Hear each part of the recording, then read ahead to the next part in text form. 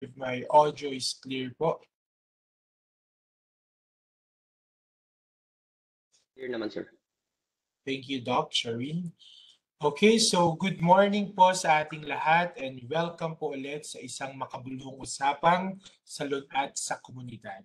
Before we start, may we start our day with a prayer and singing of the national anthem.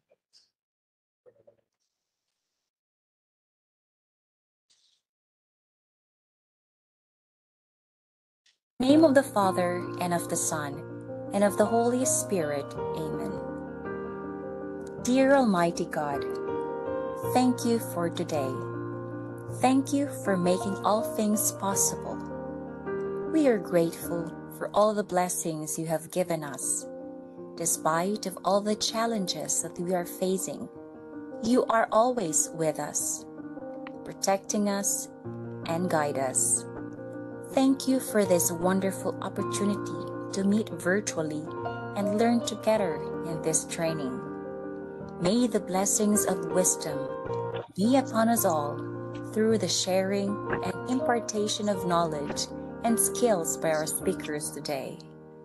May this learning be our guide in the spirit of your love and generosity to give quality and effective education to our learners.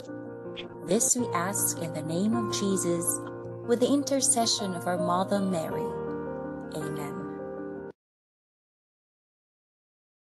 Mga kababayan, ang pambansang awit ng Pilipinas. Kayang mag-ibig, kaya sa sinakanan, alam ng puso, sa titik mo'y buhay. Lupang hinirang, kuya ka ng magiting, sa manlulupin, di ka pasisingil, sa nagtatagtulog sa simoy at sa langit ng bangaw, ay tinatang tulakawin sa pagkayang minamahal. Ang isang ng matawad mo'y tagumpay ka nagtitindig, ang bituin at araw niya kailan pang ay di magtitindig. Luman ang araw ng waragin pagsinta, buhay ang langit sa piling mo. Ang ligaya na pagkay magagit, ang mamatay ng dahil sa'yo.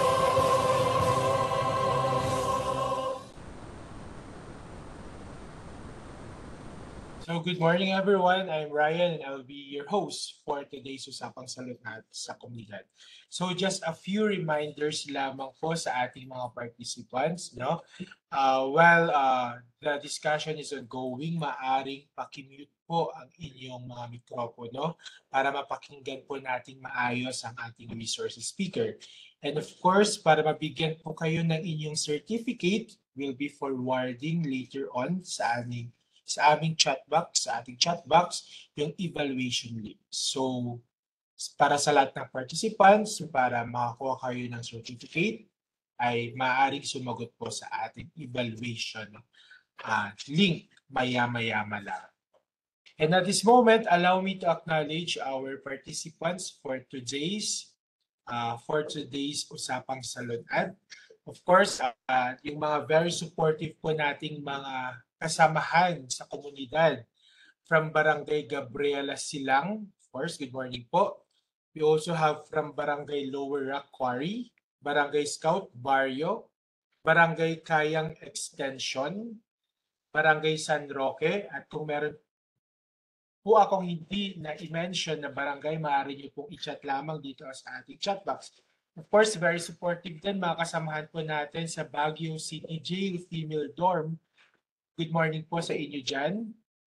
And if I may request po, pwede po ba nating buksan ang ating mga camera para makita naman po natin kung sino po yung mga kasama po natin ngayong umaga. And nandito rin po ang ating barangay Upper Market Barangay. Good morning po. Kamusta po kayo? And of course, yung kasamahan po natin ng mga barangay health workers, barangay nutrition scholars, ang ating mga barangay officials, mga estudyante, mga instructor, lahat po sa ating lahat po kayo, maraming salamat for joining us again for this session.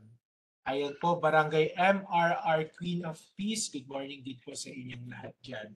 And of course, before we'll be starting with our lecture proper, no?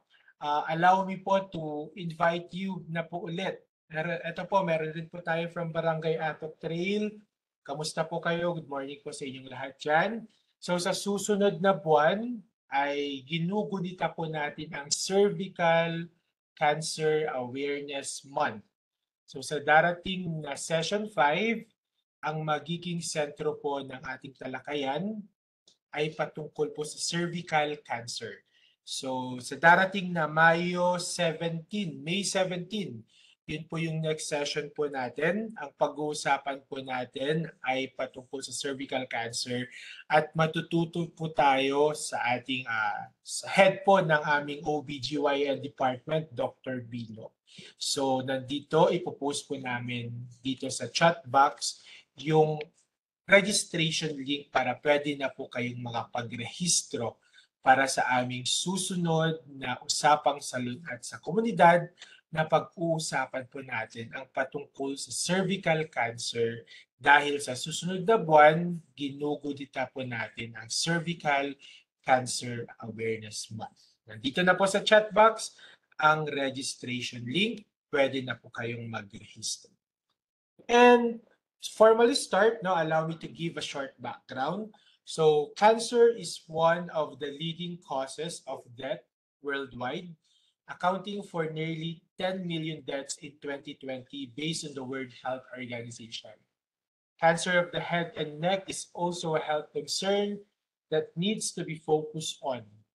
Head and Neck Consciousness Week in the Philippines is celebrated on the 4th week of April based on Presidential Proclamation number 1676 in the year 2008. The observance is a call for the implementation of an intensive information dissemination campaign. That's why for this session, we are celebrating, our focus is on sa cancer sa ulo at leeg. And of course, in partnership, a public health unit in partnership with the Department of ORL HNS, ginagawa po natin itong session na ito. So ang ating objective ngayong araw, of course, to respond to the demand for health information and increase awareness among sa inyo po, aming mga participants. And at the end of this webinar, lahat ng participants will be able to learn the different risk factors, causes of head and neck cancer, to understand po yung importansya po ng prompt diagnosis, management, and early prevention, and of course, for us to be able to apply yung learnings po natin from this webinar to our respective community. So without further ado, to give us a lecture on cancer sa ulo at leeg in celebration of the Head and Neck Cancer Awareness Month, isa po siyang medical specialist 3 of our Department of ORL HNS. I'm now giving the virtual floor to Dr. Sherwin Biasura. Good morning, Doc. Hello, magandang umaga po sa ating lahat. Naririnig niyo po ba ako? Yes, Doc, loud and clear. Okay. Let me share my screen.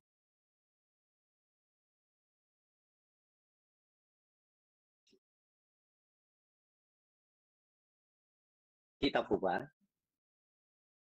Yes, Doc. So again, magandang umaga po sa ating lahat. Good morning, Baguio City. No? Narinig ko kanina ang daming mga representatives galing sa iba't ibang barangay at sa iba't ibang sektor ng ating komunidad. Again, ako po si Dr. Sherwin Biasura, isang head and neck specialist, no, ng Baguio General Hospital and Medical Center, Department of Otorhinolaryngology, Head and Neck Surgery. So gaya po ng nasabi ni Sir Ryan kanina, every last week po ng April, celebrate po natin ang Head and Neck Cancer Awareness and Consciousness Week. Ito po yung tinatawag nating Handakaw. So ngayong taon po, ito po is sinaselebrate ngayon April 16 to 22. So marami po tayong activities na ginawa nung nakarang araw. Galing po tayo sa Municipality of Tuba Benguet. Naghanda ka activities po tayo doon kahapon. Meron din po tayo mga lectures sa mga watchers dito sa BGH, Watchers Brigade. And ngayon naman po itong usapang salunat. So gaya po ng sabi ni Sir Ryan kanina, ito po ay by the virtue of Presidential Proclamation number 1676 na sineselebrate ang Handakaw every April. Project po ito ng Philippine Society of Otolaryngology, Academy for Head and Neck Oncology of the Philippines at ng Department of Health at syempre ng Baguio General Hospital and Medical Center Public Health Unit natin. So gaya po ng sabi kanina, ito po ay call for implementation of an intensive information dissemination campaign regarding the prevention, early diagnosis, and treatment of head and neck cancer and prevent social effects. So yun no, prevention. So ibig sabihin, paano ba natin ma-prevent ang head and neck cancer? Paano ba natin ma-detect ng early diagnosis? Paano malalaman na may suspetsya na pala? And kung paano yung maagang pag-treat sa mga pasyente natin. So para po sa ating introduction, ano po ba ang head and neck? Ang head and neck po is composed ng syempre ng mukha, ng ulo hanggang dito sa may collarbone. Okay? Sa above dito, yun po yung neck. Mas mababa po rito is chest na. So hindi na po yung sakop sa ating discussions ngayon. At ang cancer po kasi, ang nagbibihave po ito depende sa site kung nasaan siya. So mamaya po dadaan tayo sa iba't ibang subsites. Malalaman niyo po kung ano yung mga simptomas na kailangan malaman natin, mga nararamdaman ng pasyente kung kailan tayo magpapakonsulta. Ang head and neck cancers ay pwedeng located sa mouth. Ang mouth po is dito sa bunganga, sa ilong, sa mga sinuses. Ang sinuses po is sa loob ng ilong. No? Meron tayong maxillary, frontal, sphenoid, tsaka ethmoid. So sa loob po yan ng ilong. Yung kakaroon tayo ng sinusitis, yun po yun. Sa salivary glands. Ang salivary glands po, ito po yung gumagawa ng laway sa mga laway natin sa throat, sa lalamunan, sa tainga, sa thyroid, dito po sa goiter, at sa mga kulani sa leeg. Yan po yung mga pwedeng subsites.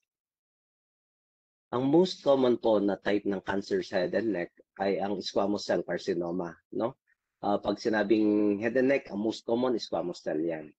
Arises in the cells that lie inside the nose, mouth, and throat. So, nice to know po ito. So, ang cancer po sa head and neck, or in general, ang cancer ay pwedeng kumalat sa tatlong pamamaraan. Una is direct extension from the primary site to adjacent areas. Ibig sabihin ng direct extension, halimbawa may bukol ka sa leeg, cancer siya, pwede siyang kumalat via direct extension. So, lalaki siya, no, sa regional area niya. Ang pangalawa is through lymphatic channels to lymph nodes. Pwedeng kumalat yung cancer sa pamamagitan ng kulani sa lymphatic system. So, may cancer ka sa bunganga, biglang nagkaroon ka ng bukol sa leeg, pwedeng kumakalat na pala yung cancer mo dito sa mga kulani mo. And ang pangatlo is hematogenous. Ibig sabihin, through the blood, no? Blood vessels, tapos pupunta siya sa distant parts of ang ating katawan.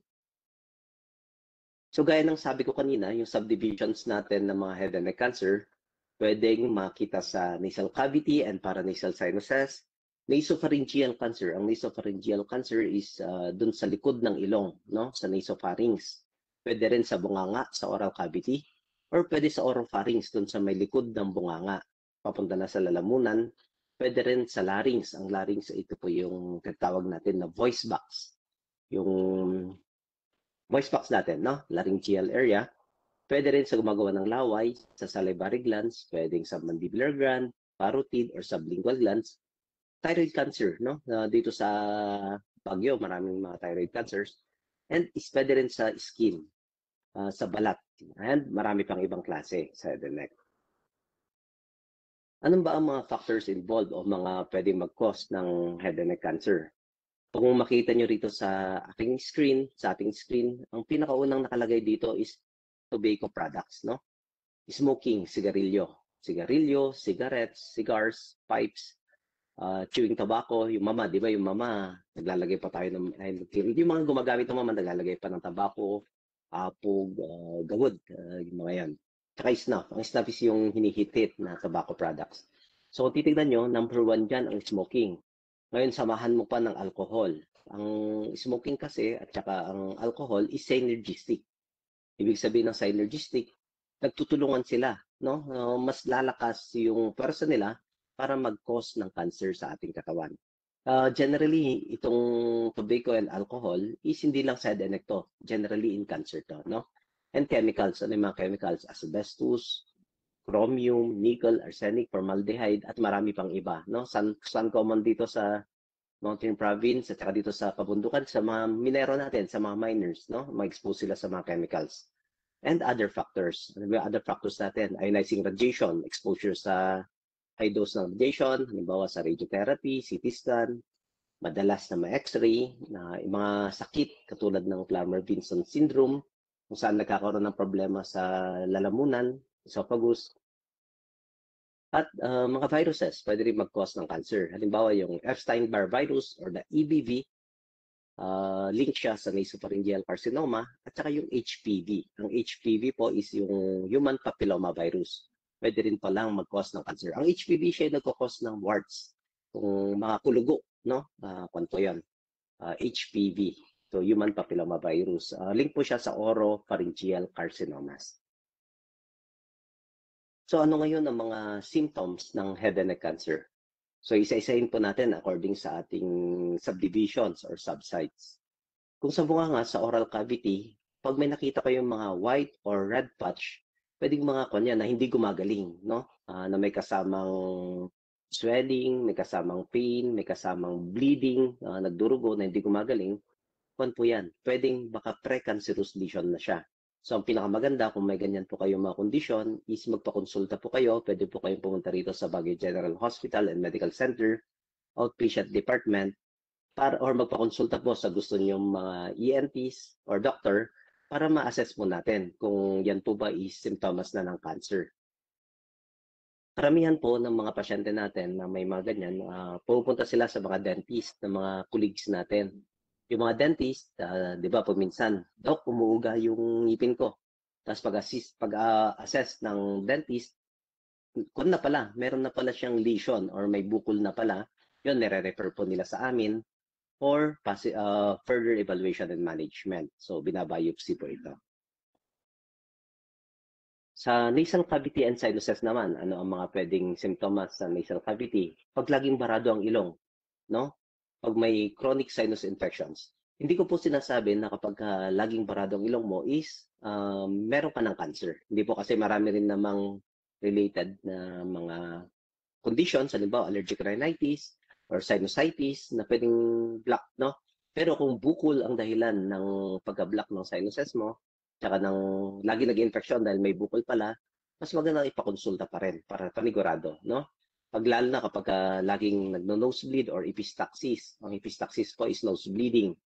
Pag laging dugo ng dugo, kailangan pong masilip, no? Tingnan niyo po, kung titingnan niyo po rito sa image, pagka nasal endoscopy, yan, may bukol na pala. May bukol na siya sa loob. And cancer pala. Frequent headaches, bakit nagkakaroon ng sakit ng ulo? Kasi yung bukol sa ilong, pwede po kasi mag-extend yan hanggang sa skull base, hanggang sa utak. No? And pain, syempre masakit kasi dahil sa bukol and eye problems. Diba, gaya ng sabi ko kanina, ang bukol pwede magkaroon ng direct extension yung unang pagkalat niya. So, ba't nagkakaroon ng eye problems? Kasi yung bukol sa ilong pwedeng pumunta sa mata. So, pwedeng mag-cause ng pagkabulag. Sa salivary glands naman, yung gumagawa ng laway. So, pag tignan nyo dito sa image, ito po yung tinatawag natin na parotid gland. Okay? Pwedeng magkaroon ng bukol, tapos merong numbness, ibig sabihin ng numbness, hindi makaramdam, and paralysis. Pwedeng mapiwis. Pag napiwis or nangiwi, pag napiwis, pwedeng yung bukol is kinakain pala yung facial nerve. Ang facial nerve po, siya yung nagsusupply ng movements ng ating mukha. Pagpikit, pagngiti, so yun po yung mapan natin. No? And syempre, masakit. So yan po yung mga simptomas na kailangan nating bantayan. Sa oropharynx, hypopharynx, and larynx, ang titignan naman po natin is masakit ang lalamunan, mahirap at masakit lumunok. No? Ang lalong-lalo na kung merong pagkapaos. Pagpaos ang isang pasyente at nahihirapang huminga, pag titignan nyo rito sa image, yan po yung vocal cords, no? Sa may voice box, may bukol na malaki. May bukol na malaki mamaya yung palang bukol sa lalamunan is binabarahan na yung hingahan. So, laryngeal cancer na pala siya. So, ang babantayan natin is hoarseness at saka difficulty of breathing. Sa neck naman po, ang titingnan natin is multiple neck masses. Pag titingnan niyo po dito sa image, yung mga bilog-bilog na maliliit, yan po yung mga lymph nodes, no? Mga different levels ng lymph nodes. Diba, sabi ko kanina, ang pagkalat ng cancer, pwedeng direct extension or pwedeng lymph node invasion or lymph node metastasis. So yung mga bukol po na cancer sa head and neck, pwedeng kumalat dyan sa mga kulakulani or dagay po na tayo sa lamagi. Yeah? So kapag ka nagkaroon tayo ng mga bukol sa leeg, lalo na ang daming mga kulakulani, at fix siya, ibig sabihin ng fix, hindi may galaw. Medyo kon po yun, symptoms yun ng baka head and neck cancer na siya. And matigas kapag sobrang bigas, no? So yun po yung kon natin, titignan natin. So pagka dito naman sa thyroid, pag titignan mo yung goiter, no? Pagka masyadong matigas at napapaos, baka cancer siya. And hindi may galaw. So ano ba ang prognosis and survival rate ng merong head and neck cancer? Ang prognosis is, ano nga ba ang prognosis? Ano nga ba ang kakahinatnan ng pasyente kung meron siyang head and neck cancer? Siyempre, ito is depende sa time ng pag-diagnose. No? Pag early diagnosis, mas maganda kasi kakaroon tayo ng early treatment. Pag late diagnosis, mas pangit kasi mas late na rin po yung treatment natin. Kasi di ba ang cancer nga meron tayong stage 1, stage 2, stage 3, stage 4. Ang stage 1, siya po yung pinakauna, no, na stage natin. Ang stage 4, siya po yung late stages ng cancer. Pero sa discussion na ito, hindi na po ako magdi-discuss kung ano ba yung klase-klase ng stages. No, kasi marami po yon, yung TNM staging. And syempre, depende rin siya kung localized pa lang siya, mas maganda siya compared sa mayroon na siyang distant disease. Kasi kung may distant disease, may metastasis na siya. Pag sinabing metastasis, kumalat na po yung cancer sa ibang parte ng katawan. So, ulitin ko, stage 1, better prognosis, mas maganda siya. Stage 4, may worst prognosis. So, mas bad ang prognosis niya. So, yan po yung tinatanong ng patient. So, kapag ka nagka-cancer ba, gaano pa katagal ang itatagal ko? Ganun. Depende po yun sa staging at saka depende po yun sa klase ng cancer. Kasi hindi po lahat ng cancer pare-pareho. Meron pong mga good prognosis na cancer tulad ng halimbawa sa thyroid cancer, yung well-differentiated thyroid carcinoma like papillary thyroid carcinoma, mas maganda po ang survival rate niya compared doon sa squamous cell carcinoma ng head and neck. So iba-iba po yun. So kailangan po natin magpakonsulta. Sa head and neck cancer, may mga diagnostic test po tayong ginagawa. Unang-una, papakonsulta tayo. Sa amin pong mga doctors, napaka-important po ng history. Ang history po is tatanungin namin kung kailan nagsimula, ano yung mga simptomas. At pagkatapos po ng lahat ng interview na yon, kailangan po namin ng diagnostic test. No? Ipi-physical examination po namin kayo. I-check po namin kung examine from ears, nose, throat, head and neck. Complete examination po yon.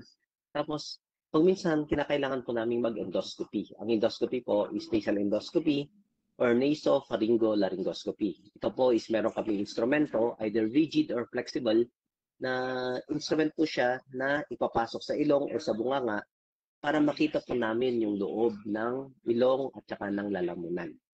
May mga laboratory test din po na kailangang i-request, x-rays, CT scan, MRI, CT scan na MRI, depende po yun sa assessment namin kung kakailanganin. And kung halimbawa talagang suspect siya na bukol po ito, nagbabiopsy po kami. Ang biopsy po is kumukuha po ng maliit na parte ng bukol at isasabit po namin ito sa laboratory for histopath evaluation. No? Ang biopsy, pwedeng incisional biopsy, ibig sabihin ng incisional biopsy, hihiwa lang ng konti, kukuha ng maliit. Or pwedeng excisional. Ibig sabihin na excisional, tatanggalin yung buong bukol, yun na pong buo ang papabiopsy natin. So, depende po yan case-to-case basis. At meron din po tayong tinatawag na fine needle aspiration biopsy. Sa fine needle aspiration biopsy, gumagamit po kami ng syringe na needle, na may fine needle. Tinutusok po namin yung bukol, kukuha ng kunti lang ilalagay sa slide, at ipapa-biopsy po siya sa histopath. Okay, sa laboratory anatomic pathology. Tapos, after ng 3 to 5 days, depende rin po sa klase ng ginawa. Kasi ang biopsy po, Pag minsan matagal siya, pag minsan mabilis. Pag F na, mabilis lang po yung mga yan. Pero kapag matalagang bukol at kailangan pa ng mga additional test sa pathology, medyo nagtatagal po kasi baka meron po sa iba sa inyo tatanong, Dok, na-biopsy ako ng ganito, ba't ang tagal-tagal, 2 linggo, 3 linggo na. No? Mahaba rin po kasi ang pila sa anatomic pathology. So ano po ang management natin sa head and neck cancers? Ang management po natin sa head and neck cancer is multidisciplinary. Ibig sabihin po ng multidisciplinary, tulong-tulong po kaming mga iba't ibang specialty para mag-treat po sa inyo. No? Kami po ng mga ENT, mga surgeons po kami, naka-join po kami sa mga IM oncology, sa mga medical oncologist, sa radiation o sa radiation therapy, at saka sa mga ibang doctors natin. Gaya ka po ng mga nakaraang lectures ko, sinasabi ko nakasama pa rin po na sa treatment ang mga psychiatrist.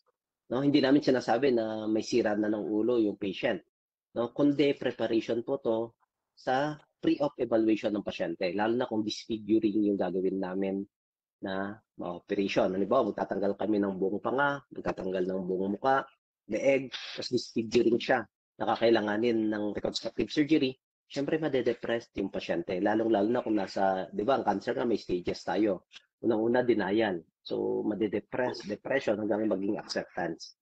So, kasama po sa pre-op evaluation. So, gaya ng sabi ko kanina, multidisciplinary po ang treatment ng head and neck cancer. So ano po management natin? Ang mainstay po ng management sa head and neck cancer, kung resectable po siya, ibig sabihin ng resectable, kayang-kaya pa pong tanggalin, is surgery. No? After ng surgery, either ma-resect with or without neck dissection. Ibig sabihin ng with neck dissection, kung yung bukol mo sa bunganga kumalat na sa leeg, kailangan pong linisan din namin yung leeg. Hindi po pwedeng tanggalin lang yung bukol tapos na. No? Kasi gaya na sabi ko, kumakalat yung bukol sa lymph nodes, so kailangan linisan yung lymph nodes. And kung kinakailangan, nagtre-tracheostomy po kami. Ibig sabihin ng tracheostomy, maglalagay kami ng tubo sa leeg para ma-bypass po yung bukol at para makahinga yung pasyente. After po nun, meron po tayong radiotherapy and chemotherapy or targeted therapy, depende po sa klase ng cancer.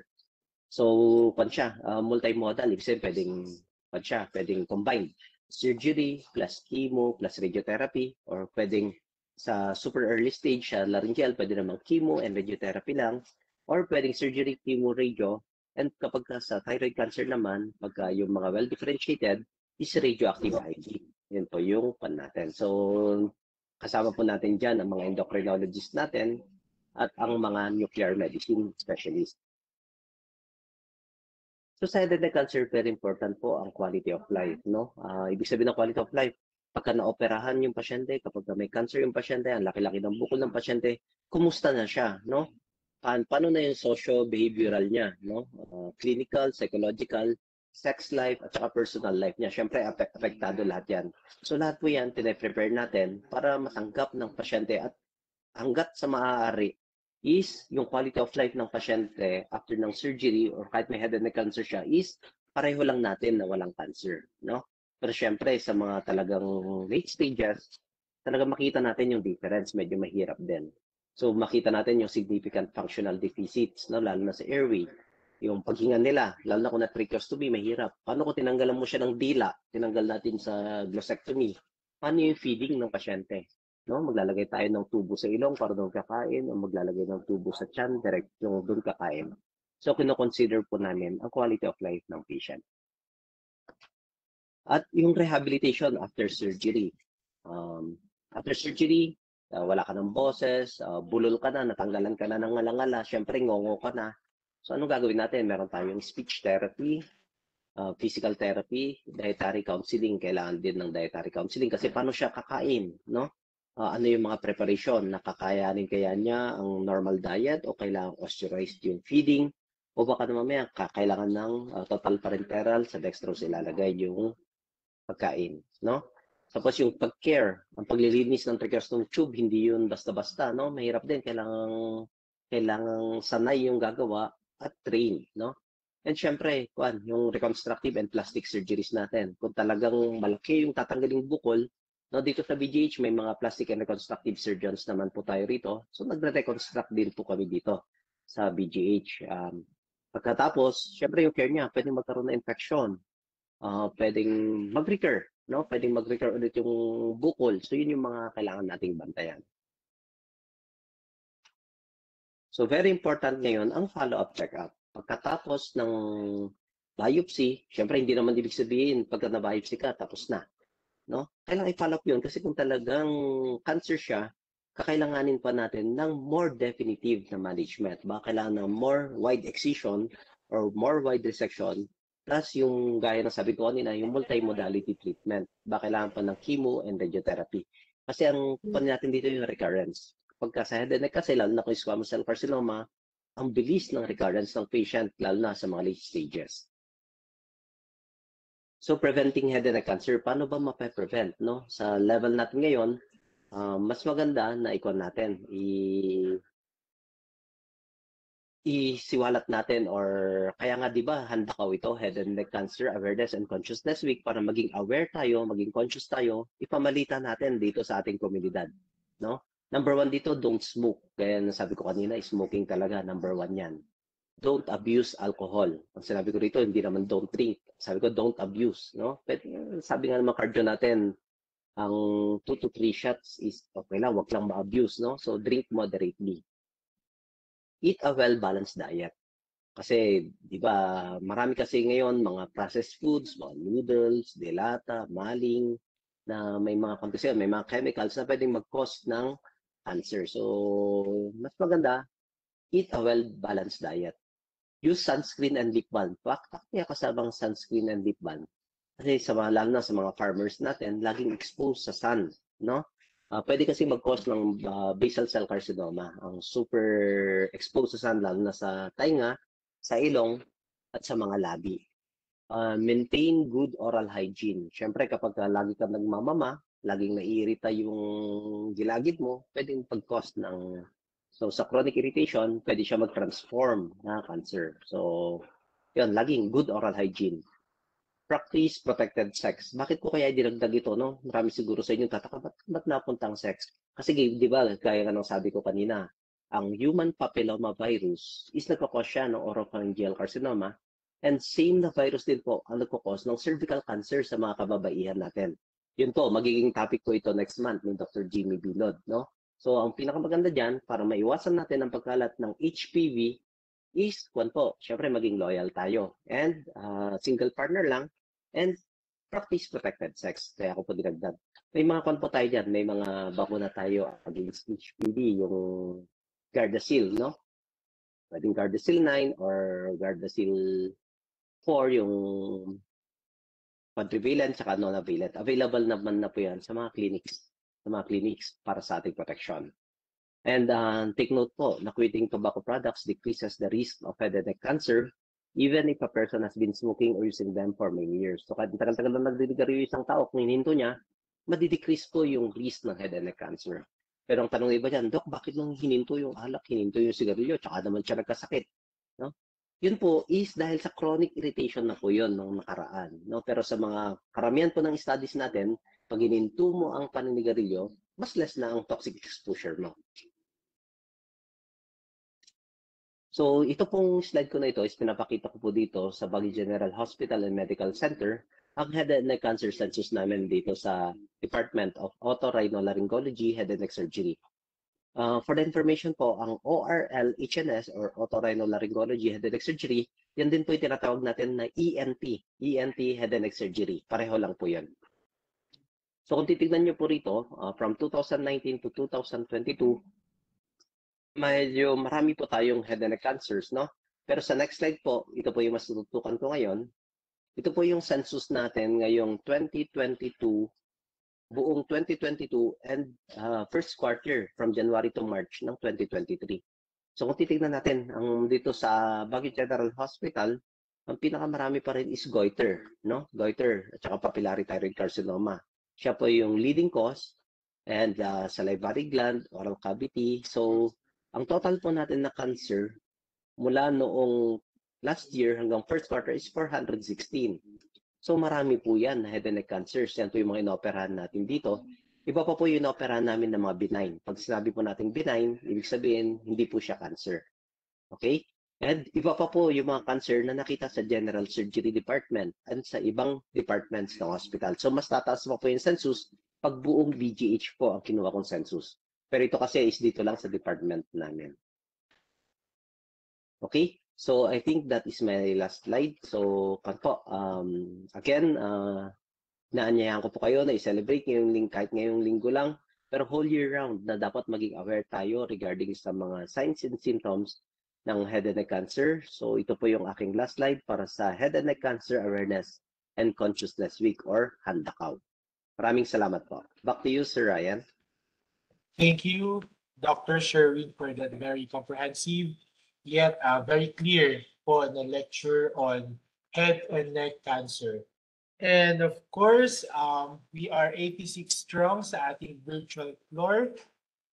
May I see again, once again po yung ating mga, paki-open po yung ating mga camera for photo documentation purposes. So sa ating mga participants po, no, kung meron po kayong katanungan patungkol sa head and neck cancer, maaaring paki-message lang po dito sa ating chat box at maya-maya lamang sasagutin yan ng ating eksperto na si Dr. Sherwin. Kung meron po kayong mga katanungan, pwede na po kayong mag-message po dito sa ating chat box. And like what I have said kanina, no, nandito na po sa ating chat box rin ang registration link for next month Usapang Salunat at pag-uusapan natin ang patungkol sa cervical cancer. And nais ko lamang din pong batiin yung mga hindi ko po na-mention kanina na barangay, no? Meron rin po tayong participant galing po sa Poblasyon Bugyas. So good morning po sa inyo dyan sa Bugyas. And also from Luwalhati Barangay and yung mga kasamahan po natin dito sa hospital na kapwa po namin empleyado, magandang umaga po. So ulitin ko po, kung meron po kayong katanungan, maaari po kayong mag-chat dito sa ating chat box, mag-message sa ating chat box. Sasagutin po yan maya-maya lamang ni Dr. Sherwin. So moving forward, para po magbigay po sa atin ng konting diskusyon patungkol sa iba't ibang Department of Health national health events, I'm now giving the floor to one of our Health Education and Promotion Officer 3 of the Public Health Unit, Mr. J.V. Monchon. Good morning, sir.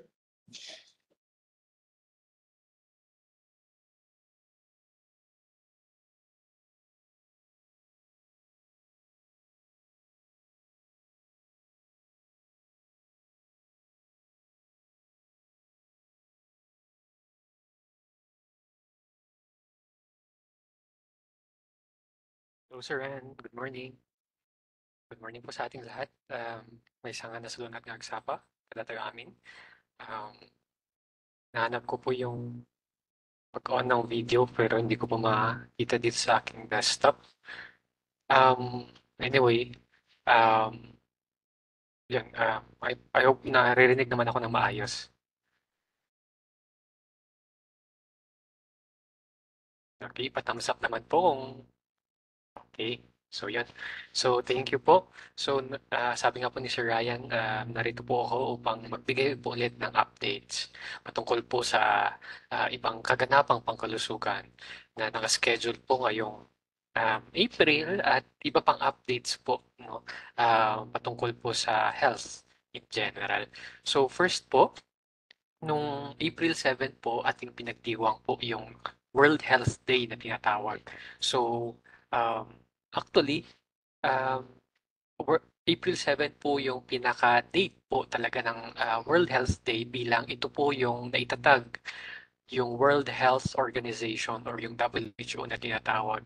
Kung titignan po natin, kabilang po yung Pilipinas sa isa sa mga lumagda sa kasunduan na mag-organisa ang iba't ibang mga bansa, no, pagkatapos po niyan ng World War II. So, bumuo po ng organisasyon, ito nga po yung World Health Organization na under push ng United Nations bilang isang unit po ng United Nations na nakatutok po talaga sa sitwasyong pangkalusugan ng lahat ng bansa sa buong mundo.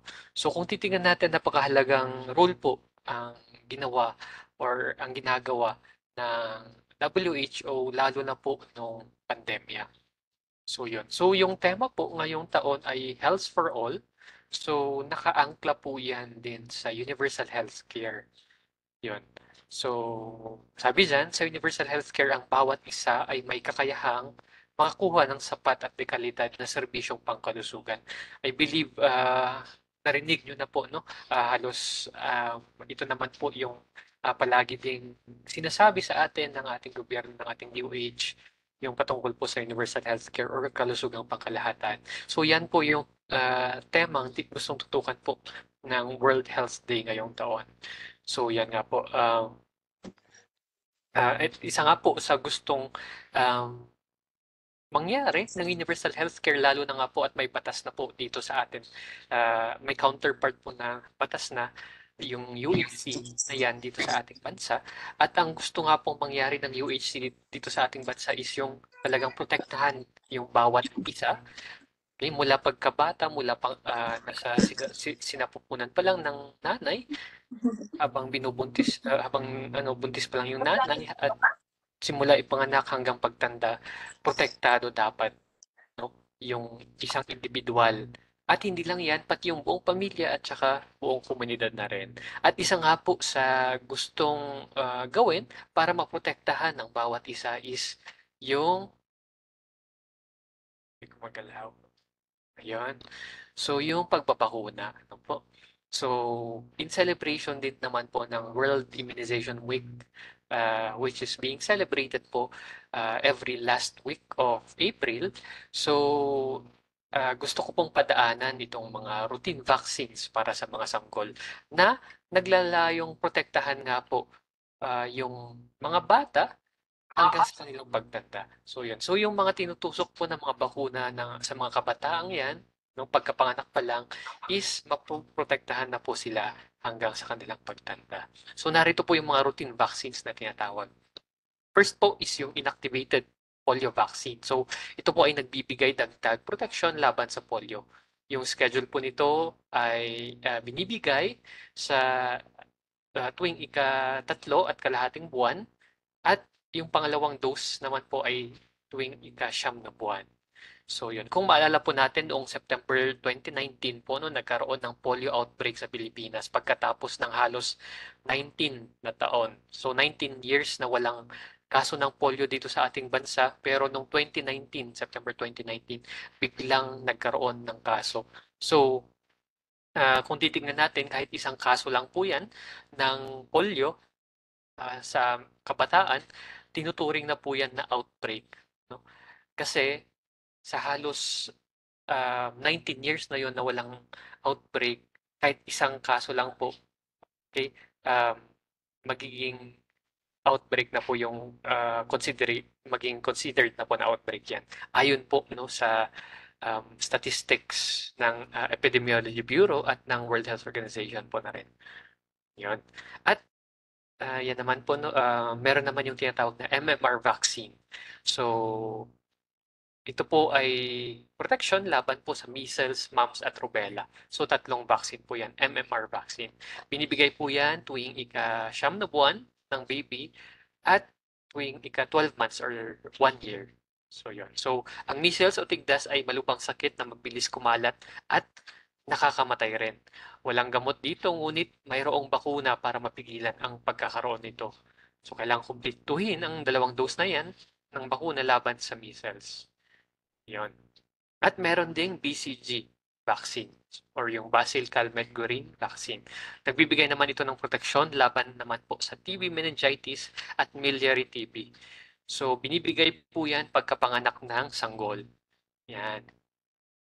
So, trivia lamang po. Sabi dyan, isa ang Pilipinas sa mga bansang may pinakamaraming TB infections. So, kahit na i-compare po natin yung statistics natin dito sa Pilipinas, kumpara po sa ibang kaso na meron po sa ibang bansa ng Southeast Asia, actually, nauna nga po yata, number 1 po yata yung Pilipinas sa dami ng TB infections. So, kapag once po na nabakunahan po tayo ng BCG injection, mapoprotektahan na po yung bata sa pagkakaroon ng sakit na TB. Yun, malaking bagay na po yun para ma-prevent talaga or hindi magkaroon ng TB. At isa rin, hepatitis B vaccine. So yan, nagbibigay ng protection laban sa hepatitis B at binibigay po yan pagkapanganak. Halos 90% po ng mga sanggol na nahawaan ng hepatitis B ay nagkakaroon ng chronic liver infections. At ang masama po dyan, kung maalala po natin yung celebration natin noong January po, no? Yung hepatitis B infection ay pwede ring magdulot ng liver cancer. So yun po. At meron ding oral polio vaccine or yung OPV. So hindi na po ito injection kundi yung pinapatak na lang po sa bibig ng ating mga bata. So nagbibigay naman po ito ng protection laban sa polio. So may 3 doses po yan tuwing 1.5 buwan, tuwing 2.5 months at 3.5 months. So yun. Yan. At meron naman po yung pentavalent vaccine na tinatawag. So, pentavalent, ibig sabihin 5 po yung laman ng vaccine na yan. So, nandyan po yung mga sakit na kaya niyang labanan. So, yung diphtheria, tetano, pertussis, hepatitis, at pulmonya. So, yan. So, tuwing 1.5, 2.5, at 3.5 months naman po. At yung pneumococcal vaccine. So, protection naman po ito laban sa pulmonya at meningitis. Yon. So, ang meningitis ay sakit na umaatake sa utak ng mga bata. At ang pulmonya naman ang nangungunang sanhi ng kamatayan sa mga kabataan sa buong mundo. Yon. So, yung pneumonia, of course, hirap ka sa paghinga at yung meningitis naman, apektuhan niya yung utak. So, yun. So, tandaan po natin, no? Ang ating mga bakuna ay subok na, no? Mahigit sa 3 dekada nang ginagamit ang mga bakuna. At talagang ligtas at dekalidad. Dumaan ito sa masusing pagsusuri ng WHO at aprobado ng DFA bago gamitin ng mga tao. So yun, so talagang na-test na po yan before pa gamitin ng pangkaramihan. Yan. Epektibo din siya of course base sa mga pag-aaral. Pasado ang mga bakuna ng DOH sa itinakdang standards at syempre libre nga po dahil gusto ng gobyerno, gusto ng DOH na protektahan talaga ang ating mga kabataan para sa paglaki nila talagang malusog sila. Yan, pumunta lamang po sa pinakamalapit na health center sa inyong lugar. At yan, supuin ng sakit, magpabakuna. Bakuna ang pinakamainam na protection laban sa mga vaccine preventable diseases. So napakadaming bakuna po na pwedeng tanggapin ang kabataan hanggang sa pagtanda para protektado talaga sila. Iyon. At yun nga po in addition, no? Marahil ay nabalitaan na po ng iba, inopen na po no ng ating DOH yung booster shots or second booster shots sa general public. So lahat na po pwedeng makatanggap ng kanilang second booster shots. So hindi na lang po yung mga prioritized groups na senior citizens, health workers at yung mga may comorbids, kundi lahat na po ng populasyon pwede na pong makatanggap ng second booster shot. So, bisitahin lamang po yung ating mga health centers para para mag-inquire kung kailan po yung schedule nila. Yan. Po. At, yan. Kahit natapos na po yung Holy Week natin, no? Narito po yung ilang paalala ng ating Department of Health at of course pati na rin ng PGHMC patungkol po sa mga ibang gawain after Holy Week. Ayan. Okay. So first, no, narito yung mga healthy lifestyle na kailangan nating ipagpatuloy na gawin. So ipagpatuloy ang balanced diet, iwasan ang labis na taba, alat at tamis kahit tapos na ang Holy Week. So yun, no. So nung makita natin nung Holy Week, okay, nagfa-fasting tayo, hindi tayo kumakain ng karne. So dapat kahit tapos na yung Holy Week, no, bawasan pa rin natin yung taba, alat, at yung mga pagkain ng matatamis para at least maiwasan natin yung iba't ibang uri ng sakit na pwedeng idulot ng mga yon. No? Pangalawa, pangalagaan ng kapaligiran. Yan. Huwag magkalat kahit saan. no? At itapon lamang yung basura sa tamang tapunan.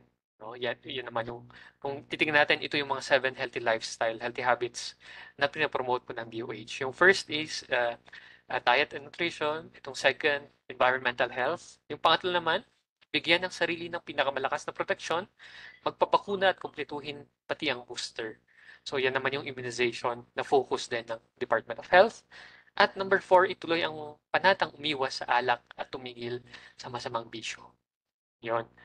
Yan naman yung substance health or pag-iwas sa mga substances. Number 5, gamitin ang panahong ito upang magnilay-nilay para mentally at spiritually healthy. So kahit tapos na yung Holy Week, no, kailangang everyday pa rin pangalagaan ng sarili para maging mentally at spiritually healthy, hindi lang physically healthy. So yan naman po yung focus on mental health. And number 6, mag-ingat sa daan, huwag magmaneho ng pagod o nakainom para safe po lahat, hindi lang ikaw, kundi pati na rin yung mga nasa tabi mo. Yan naman po yung violence injury prevention. And yan, number 7, ipagdiwang ang Pasko ng pagkabuhay sa pag-alaga ng inyong kalusugan. So yun po, no? Pangalagaan ang nating sarili para at least at yung kapaligiran natin para maging malusog po lahat ng ating komunidad. Yan. At yan po, gusto ko pong batiin lahat ng ating mga health workers sa pagdiriwang po ng World Health Workers Week, no, first week po ng April, no? And yun, happy World Health Workers Week po sa ating lahat, and lalo na po sa ating mga nasa barangay, mga barangay health workers po natin, no? Kayo din po yung talagang tunay na nandyan po sa baba na talagang nagtatrabaho para po protektahan din po yung kalusugan ng inyong komunidad. So, mga PHWs, mga BNS, and mga barangay officials na rin po, no? Maraming salamat po sa pagpapatupad ng mga polisiya patungkol po sa kalusugan dyan po sa inyong lugar. So sana ipagpatuloy po ninyong protektahan pa yung kalusugan ng inyong nasasakupan. So yun po, no? Sana maging malusog po tayong lahat at yun lamang po, Sir Ryan. Maraming salamat. Thank you, Sir JV, our Health Education and Promotion Officer 3 of the Public Health Unit, for sharing to us po yung iba't ibang national health events ngayong buwan. And gaya po ng sabi ni Sir JV, bilang paggunita po ng ating World Immunization Week, ating bigyang halaga po ang pagbabakuna dahil ito po ay epektibo, ito po ay safe, at ang pinaka-goal po ng public health is to prevent diseases and mapreprevent po natin ang pagkakaroon ng iba't ibang sakit sa pamamagitan ng pagbabakuna. At paantabayanan po natin dahil sa darating na buwan ay magkakaroon po muli ng supplemental immunization activity na kung saan mababakunahan muli ang ating mga 0 to 59 months ng kontra polio at kontra tigdas. So antabayanan po, maaaring meron pong identified na fixed site na kung saan pwedeng pabakunahan ng ating mga bata na 0 to 59 months at pwede pong suyurin po ang inyong mga kabahayan. So sa ating mga kasamahan po dyan sa komunidad, pabakunahan po natin ang mga 0 to 59 months kontra polio at kontra tigdas. Again, maraming salamat, Sir JV, for sharing to us yung different national health programs. And before I'll be giving the floor to my partners sa ating HCPN, allow me again to acknowledge po, baka magtampo po yung mga ibang barangay po na hindi po natin na-mention, no? So, meron po tayong mga kasamahan ngayon from Barangay Central Fairview. We have also from Barangay Pinsao Pilot, from Barangay San Vicente, of course, from Tawang La Trinidad, from Barangay Old Lukban, from Padre Burgos, from Dominican, Poly West, Pisa Mora. We have from Betag Benguet. We have from Greenwater Village, from Balsigan, from Padre Burgos, Middle Quirino Hill, from Ambiong, and ang pinakamalayo po na kasama po natin ngayon, from Bokyawan, Hongduan, Ifugao. So maraming salamat po for joining us today. And to facilitate po the open forum portion of our activity for today, I'm now giving the virtual floor to my partner, Ma'am Ann Katrina de la Cruz. Good morning po, Ma'am. Good morning, Sir Ryan. Maraming salamat po sa lahat ng ating mga participants at sa ating speaker po, Doc Sherwin. Inaanyayahan ko po ulit kayo, Doc Sherwin, na samahan po tayo dito sa ating open forum. Ayan. Yes, ma'am. So, para po, thank you, Doc. Sa atin pong participant, meron po dito, Doc, na nag-share po ng kanyang experience patungkol sa kanyang mother po. From Sir Vicencio Estigoy. Doc, diagnosed daw po ng goiter ang kanyang mother. 20 years na po na may tinitake na gamot. Sa kanilang obserbasyon po, tila po ay wala pong, hindi po naaagapan ng kanyang sakit. Sa edad po na 57 years old ngayon, Doc, maaari pa daw po bang mag-undergo ng surgery ang kanyang mother kung kinakailangan? At kung ma-surgery man po, Doc, may mga complications daw po ba ito? At may mga benefits din po ba pagkatapos? Hello, good morning po ulit, no? Opo, paano po malalaman kung ang goiter ay isang cancer na? Malalaman lang po ito kapag ito ay na-biopsy. Ibig sabihin, gaya ng sabi ko kanina, sa goiter, meron po tayong ginagawang fine needle aspiration biopsy or FNAB na tinatawag. Okay? So, ang gagawin po doon, tutusukin ng needle yung bukol, ilalagay sa slides, isasabit po sa anatomic pathology. Doon lang po natin malalaman kung talagang cancer ba yan. Pero gaya ng sabi ko, hindi lahat ng goiter ay cancer. And kung 20 years na po yung goiter ng mom mo, depende rin po kasi sa size, no? Ang goiter kasi, hindi lahat ng goiter inooperahan. Okay? So, yung sa nanay mo, nagagamot, hindi ko alam kung ano yung gamot, malamang baka levothyroxine yung gamot ng mom mo. Pero ang isang para po sa ating nakikinig, ang isang clue kung talagang surgical ba siya, pwede po tayong magpa-neck ultrasound. Tignan po natin doon kung talagang solid yung bukol or kung more than 4 centimeters, no? Usually kapag more than 4 centimeters po yung goiter, ina-advise na po namin ng surgery, lalo na kung tagal-tagal nang nakagamot. Usually sa mga ginagamot namin, tumatagal lang po ng 3 to 6 months hanggang 1 year yung gamutan. Pag hindi pa rin po lumiit yung goiter, ina-advise na namin po ng surgery. And sa edad po ng mom mo na 57, bata pa po ang 57. Okay? Nung kailan yun, nung last month, nag-opera po ako ng 84 years old na goiter na lola, okay naman po. Basta ang importante is cardiopulmonary cleared. Ibig sabihin, na-clear po siya ng cardiologist at ng ating mga pulmonologist na clear siya, nakakayanin niya yung operation. Sa tuwing mag-opera po kasi tayo ng more than 35 years old, nire-refer po natin sila sa internal medicine for cardiopulmonary clearance. Pagka may mga problema po, aayusin muna yung problema kahit simpleng hypertension lang, magbibigay muna po ng gamot pre-op bago po gagawin. So, hindi tayo magpo-proceed sa procedure kung hindi po siya cleared. So, wag po mag-alala, no? Kung 57, hindi pa po siya senior citizen, kayang-kaya po yan. Basta wala po siyang comorbids. Ibig sabihin ng comorbids, mga iba't ibang sakit. Kung meron man, ipapaklearance po natin. And ano-ano po ang pwedeng complication sa thyroid surgery? No, number 1, ang most common is bleeding, pwedeng magdugo. Pero kinokontrol naman po natin yon sa operating room. Pangalawa, pwedeng magkaroon ng pamamaos. Depende po kapag yung bukol is talagang kinain na yung recurrent laryngeal nerve, yung nagsusupply sa voice box, so pwede po kasi na magkaroon ng pamamaos. Pero kaya nga po, pupunta kayo sa mga specialist, no, sa ENT, para yun po yung expertise namin, mag-identify ng recurrent laryngeal nerve para ma-preserve po natin as much as possible. So, pwede rin po magkaroon ng hypocalcemia. Ibig sabihin, pag natanggal po yung parathyroid glands, pwedeng parang manhid ang mukha at saka mga kamay. Pero as much as possible, niwasan po natin yon. Ina-identify po namin ang parathyroid glands sa operating room.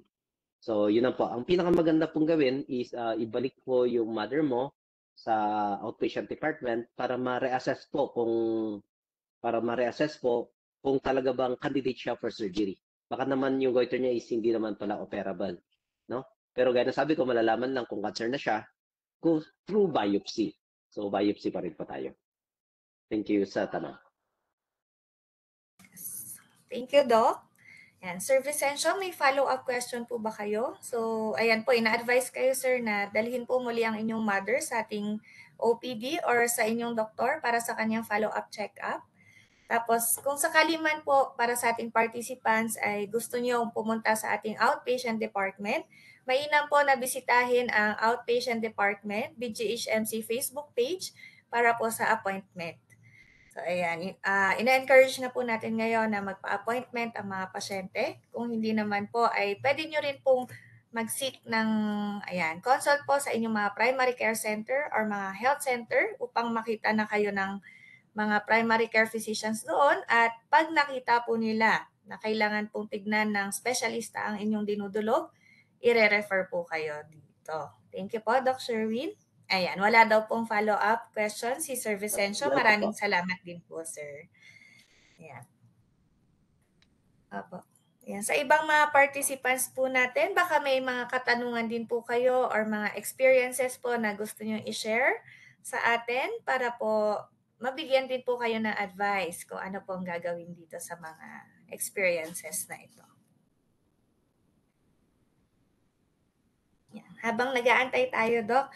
Doc, thank you po. Na-appreciate namin, Doc, yung census po ng mga cases kanina sa tinitingnan nyo pong mga ganitong sakit.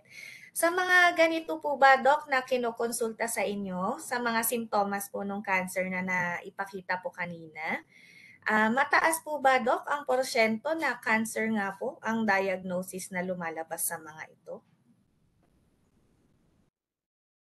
Pagka in-assess po natin yung pasyente at na-rule out po natin yung mga iba't ibang possible causes, gaya po ng sabi ko kanina sa epistaxis, no, sa pagdurugo ng ilong.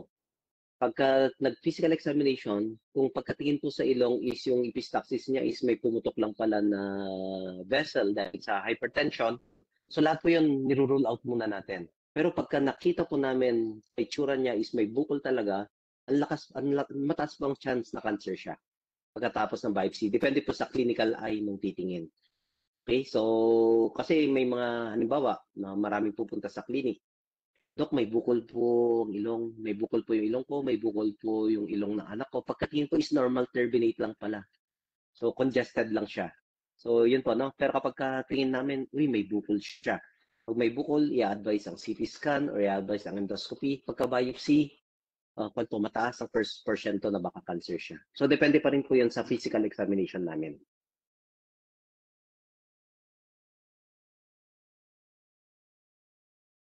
Thank you, Doc. Kaya wag po tayong matakot na magpa-check up, lalo na po kung may mga nararamdaman tayong kakaiba sa ating mga katawan. Doc, kapag nagpa-work up po ba ang isang pasyente para sa hinihinalang cancer po, Doc, or cancer suspect po na kondisyon, magkano po, Doc, ang iba-budget po nila para sa mga ganitong mga laboratory at diagnostic test po? Depende po pagka dito naman po sa outpatient department natin at nailapit naman po natin siya sa social service, almost wala naman pong gagastusin ng pasyente natin. And yung mga procedures naman po ng mga biopsy is care of PhilHealth po siya. Sagot po siya ng PhilHealth. So almost wala pong gagastusin. Maliban po kung sa private po siya pumunta sa labas ng hospital, syempre may bayad po yung professional fee ng doctor and yung hospitalization. Pero usually yung mga procedure is magagamit naman po natin ang PhilHealth. Kahit sa mga endoscopy po natin, magagamit po yung PhilHealth. Opo. Ayan. So, thank you, Doc. Very clear po. Ayan, so yan sa mga pasyente po natin, diagnostic test pa lang, meron na po tayong madudulugan para sa mga financial assistance po. At meron nga rin po mga diagnostic test na pasok naman po para sa PhilHealth po. Doc, tama po ba na hanggang sa treatment po kung sakali man po na ma-diagnose na nga po ng cancer ang isang pasyente, Doc, hanggang sa treatment, chemotherapy, Doc, radiation, or kung ano po yung mga i-undergo niya, Doc, meron pa rin po silang suporta or tulong from PhilHealth, Doc? Yes, ma'am. Kasi depende po yan. Kasi sa PhilHealth natin, meron tayong tinatawag na case rate. So sa case rate, depende po sa condition. Halimbawa, sa thyroidectomy, entitled po yung pasyente ng average po na 31,000 na sasagutin ng PhilHealth. Okay, para sa kanyang hospitalization. So kung papansinin po natin, yung mga charity patients po natin, is covered po ng PhilHealth yung entirely na admission niya. Mula admission, diagnostics, operation, hanggang discharge po. So covered naman po siya. Ang gagastusin lang po ng pasyente natin is syempre yung kakainin ng watcher, yung mga kailangang allowance, no? Kaya lang kang sinasabi ko sa mga pasyente, mas magandang kahit service case tayo or charity case tayo, magbaon pa rin tayo ng minimum amount. Sabi natin mga 5 to 10 is very safe na para sa pang-araw-araw, no? Kasi para sa pambili na halimbawa gamot na hindi available, na kailangan bilhin sa labas, mga ganun. And kung NBB naman tayo sa patients natin or no balance billing, talagang sagot po lahat yon, wala pong gagastusin. Pero kapag ka nag-decide po tayo na magpa-Friday, magagamit pa rin po yung PhilHealth. Pero yun nga lang po, syempre may kasamang professional fee lahat ng doctors natin. Pero yung room, almost sagot din po siya ng PhilHealth. Yan po. Thank you, Doc. Yan, napakagandang marinig, Doc, na dito nga po sa atin ngayon sa Pilipinas or dito sa atin Cordillera Car, may BGHMC po. Tumaki natin na affordable po at accessible po ang mga healthcare services na kinakailangan na mas maganda nga po, sabi sa lecture kanina, na mas maaga po na makita na may ganitong kondisyon, maaaring mas maganda rin po ang prognosis or kilalabasan ng ganito pong. Yes, ma'am. Ma'am, in addition, totoo po yung sabi mo na dito sa Baguio General Hospital, no? Nakapanasok sa atin. Apo. So, very clear po, Doc. Marami po katuloy. Ibabalik ko na po, Doc, ang floor kay Sir Ryan. Muli, Katrina po, maraming salamat. Thank you, Ma'am Kat, for facilitating po our question and answer, and also to our resources speaker, Dr. Sherwin. Maraming salamat po for sharing your expertise. And at this moment po, we will be awarding the certificate to our resources speaker. For a while po. So, bilang pasasalamat po sa ating mga resource speaker ngayong umaga, allow us to give the certificate of appreciation to our resource speaker for today's Usapang Salunat. But allow me first to read the content. Republic of the Philippines Department of Health, Baguio General Hospital and Medical Center, Baguio City's Certificate of Appreciation is presented to Dr. Sherwin Viviesura for sharing his time and expertise in the Usapang Salunat sa Komunidad 2023, Session 4, with the theme Cancer sa Ulo at Leeg, held on April 19, 2023 via online Cisco WebEx. Signed by the head of the Public Health Unit, Dr. Lea Moore Di Pangonilo, and of course, the Medical Center Chief, 2 of the Baguio General Hospital and Medical Center, Dr. Ricardo Birunes. Once again, to our participants, may we give a round of applause to our resource speaker, Dr. Sherwin Viviesura. Maraming salamat. Maraming salamat po, Dr. Sherwin. And before we formally end our activity for today, allow me again to invite you. Okay, so sa susunod na buwan, May 17, Cervical Cancer Awareness Month naman po ang pag-uusapan natin. Na-post na po dito sa ating chat box yung registration link. Pwede na pong magrehistro at magsama-sama po muli tayo sa aming session 5 that is on May 17. At pag-uusapan natin ang patungkol sa cervical cancer. And of course, ngayong araw nakalive rin po tayo sa aming BGHMC 8CPN Community Link Facebook group. So para sa inyo po, na nais maging miyembro dahil dito po namin pinupost yung mga future usapang salon at session at iba't ibang advisory ng hospital.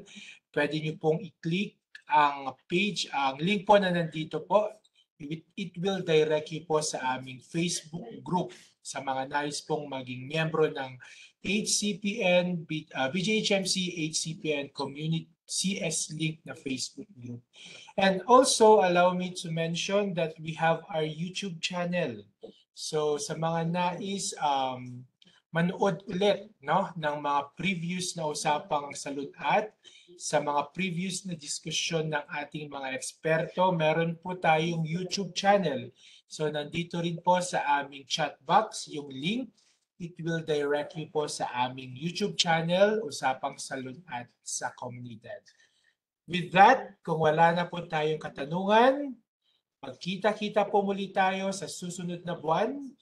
Maraming salamat po. Have a good day and God bless us all. And nandito rin po pala ang ating evaluation link para mabigyan po kayo ng certificate. Magsagot po sa ating evaluation link. Maraming salamat po. Have a good day and God bless po sa ating lahat.